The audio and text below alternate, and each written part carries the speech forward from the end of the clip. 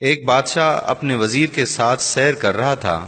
اچانک اس کی نظر ایک مزدور پر پڑی جو زمین سے اینٹ پھینکتا اور وہ اینٹ ہوا میں قلا بازیاں کھاتی ہوئی تیسری منزل پر پہنچتی۔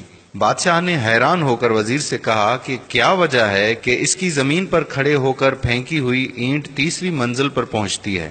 کیا یہ اتنا طاقتور ہے؟ وزیر نے بادشاہ سے عرض کیا کہ حضور، اس میں طاقت کے ساتھ ساتھ ایک اور عمل کار فرما ہے، اگر جان کی امان پاؤں تو عرض کروں؟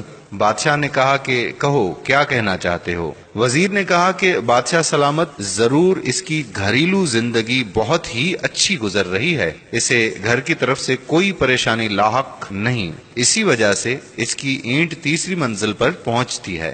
بادشاہ نے کہا کہ تحقیق کی جائے۔ وزیر نے کہا جی حضور۔ دوسرے روز وزیر نے چند افراد کو تحقیق پر لگا دیا۔ ایک ہفتے بعد ان افراد نے جو رپورٹ پیش کی وہ اس طرح تھی: اس مزدور کی بیوی شام ہوتے ہی اپنے شوہر کے انتظار میں بیٹھی رہتی ہے۔ وہ جیسے ہی گھر میں قدم رکھتا ہے، اس کی بیوی نہانے کے لیے فوراً پانی کی بالٹی اور نئے کپڑے رکھتی ہے۔ مزدور جیسے ہی نہانے سے فارغ ہوتا ہے، یہ اس کے لیے کھانا لگا دیتی ہے۔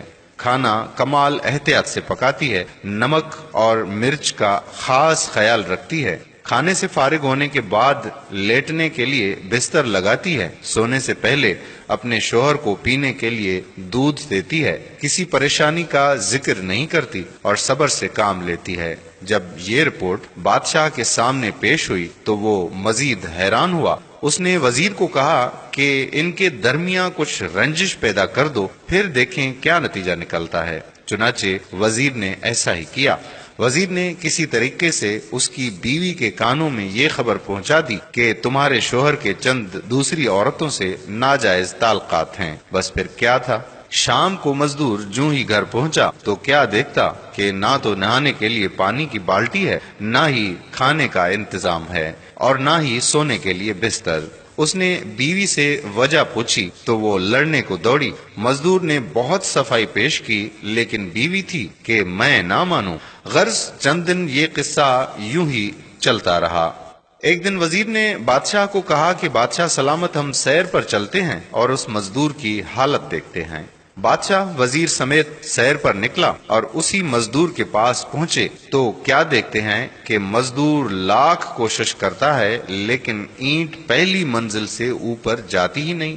بادشاہ وزیر کی فہم و فراست کو مان گیا اور اسے یقین ہو گیا کہ اینٹ کو تیسری منزل پر طاقت نے نہیں بلکہ گھریلو خوشگوار زندگی نے پہنچایا ہے۔ اس قصے سے یہ ثابت ہوتا ہے کہ اگر کسی کی ازدواجی زندگی پرسکون ہے تو وہ زندگی میں کامیابیاں حاصل کرتا ہے۔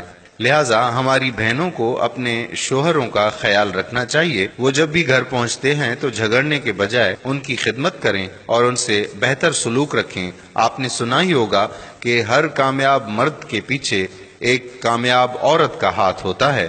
مرد کی کامیابی عورت کی کامیابی ہوتی ہے۔ لہٰذا ہماری بہنوں کو یہ بات سمجھ لینی چاہیے کہ اگر آپ کے شوہر کی کامیابی ہوگی تو یہ آپ کی ہی کامیابی ہے۔